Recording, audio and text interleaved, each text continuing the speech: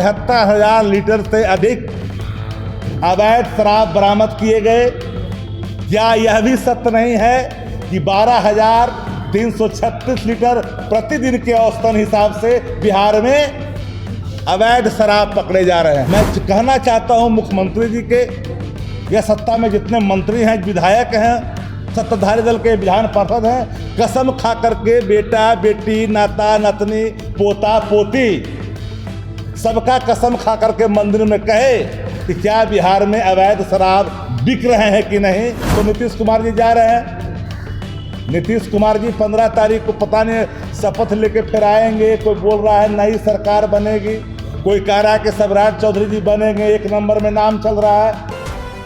पलिके का एक उनको फिर से बेतिया भेजना पड़ा। जब पुलिस मुख्यालय में अटैच किया था तो 2 दिन के बाद कौन सा ऐसा निर्णय लेने की आवश्यकता पड़ गई।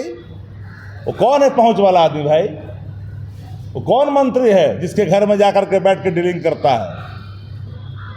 ये कौन है, कौन लोग हैं? दूसरे तरफ अब शराब का व्यापार करते करते ये पैरल इकोनॉमी बिहार में खड़ा की नेता प्रतिपक्ष तेजस्वी यादव जी ने जब शराब के सवाल पर ट्वीट किया तो पूरी जनता दल यू हिल गई। मैं जनता दल यू के उन तमाम गैर वाजिब सदस्यों से जिनसे संबंधित सवाल नेता प्रतिपक्ष का नहीं था, मुख्यमंत्री और उप मुख्यमंत्री से था, लेकिन गैर वाजिब व्यक्ति ने जिन सवालों को जवाब में जिस तरह से दिया, न जाने वो किस खेत की मूली है, किस हैसियत से दिया, बावजूद भी मेरी चुनौती है। क्या ये सत्य नहीं है कि 10 लाख FIR दर्ज हुए शराब के मामले में? क्या ये सत्य नहीं है कि 16 लाख लोग गिरफ्तार किए गए? क्या यह भी सत्य नहीं है कि 2026 में के जो आंकड़े हैं 2,73,000 लीटर से अधिक अवैध शराब बरामद किए गए?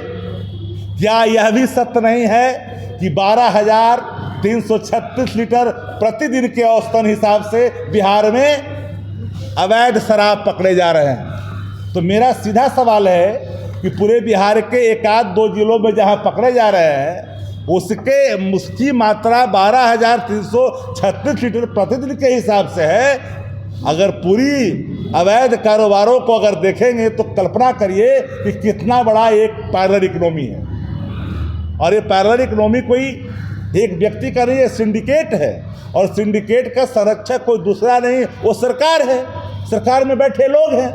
मैं कहना चाहता हूं मुख्यमंत्री जी के या सत्ता में जितने मंत्री हैं, विधायक हैं, सत्ताधारी दल के विधान पार्षद हैं, कसम खा करके बेटा बेटी, नाता नतनी, पोता पोती सबका कसम खा करके मंदिर में कहे कि क्या बिहार में अवैध शराब बिक रहे हैं कि नहीं, सत्ता का संरक्षण प्राप्त है कि नहीं। मंदिर में हेल करके जितने सत्ताधारी जनता दल के हैं मंत्री विधायक MLC, उनके पोता पोती, नतनी नाती, भगना भगनी जितना है सब मिलकर के उठाए और कसम खाए कि क्या ये सत्य है कि नहीं कि बिहार में एक पैरेलल इकोनॉमी है कि नहीं।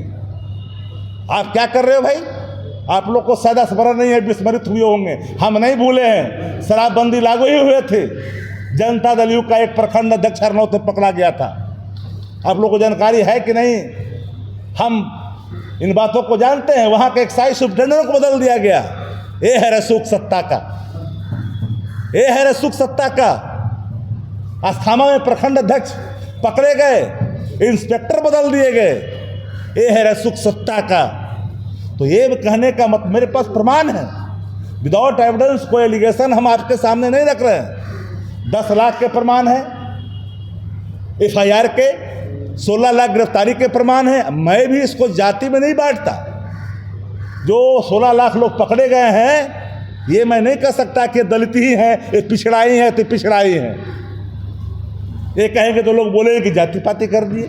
हर वर्ग के लोग हैं और पूरी सत्ता पैरेलल इकोनॉमी को बनाए रखने में अपनी महती भूमिका अदा कर रही। इसलिए मैंने कहा कि बिहार में अपराध और भ्रष्टाचार की जोड़ी हिट हो गई, पूरी हिट है जोड़ी।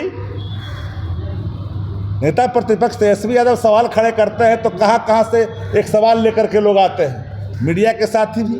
अब तो नीतीश कुमार जी जा रहे हैं, नीतीश कुमार जी 15 तारीख को पता नहीं शपथ लेके फिर आएंगे, कोई बोल रहा है नई सरकार बनेगी, कोई कह रहा है कि सम्राट चौधरी जी बनेंगे, 1 नंबर में नाम चल रहा है। हमसे आप लोग भी पूछे, मैंने बिल्कुल 2 टुक शब्दों में कहा कि सम्राट चौधरी जी बिहार के उप मुख्यमंत्री हैं।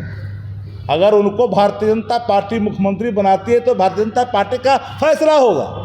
राष्ट्रीय जनता दल गठबंधन के अगर कोई नेता बनेगा तेजस्वी जी बनेंगे, मुख्यमंत्री बनेंगे तेजस्वी जी बनेंगे, लेकिन अगर सम्राट चौधरी जी बनते हैं तो भारतीय जनता पार्टी का फैसला होगा। लेकिन मुझे इस बात का अभिमान है, गर्व भी है, राष्ट्रीय जनता दल एक ऐसा इंस्टीट्यूशन है, आदरणीय लालू प्रसाद जी एक ऐसे चांसलर हैं, आइडियोलॉजी के एक ऐसे चांसलर हैं राष्ट्रीय जनता कि यहाँ से हर व्यक्ति जो अपना कौशल सीखता है, स्किल सीखता है, पैतरा सीखता है, राजनीतिक कलाबाजी सीखता है, वो जा करके दूसरे दलों में भी लोहा मनवाता है, सबको रौंद करके अपना झंडा गाड़ता है। तो अगर सम्राट चौधरी जी बन जाते हैं मुख्यमंत्री तो राष्ट्रीय जनता दल को क्या मतलब भैया?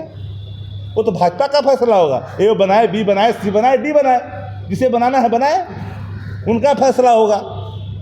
मेहनत किया है, अगर बनता है तो बनना ही चाहिए। हम लोग क्यों रोकेंगे किसी को बनने से? लेकिन बिहार में जो अपराध और भ्रष्टाचार की जोड़ी हिट हो गई है, उस नेक्सस को कैसे तोड़िएगा? तथाकथित जो 3C का जी बात चलती रहती है, चेयर से क्राइम का कंप्रोमाइज, चेयर से कम्युनिज्म का कंप्रोमाइज, सब तो कंप्रोमाइज है। करप्शन का कंप्रोमाइज है, करप्शन का चेयर से कंप्रोमाइज, क्राइम का चेयर से कंप्रोमाइज, यही 2-3 सी इनका है सरकार में।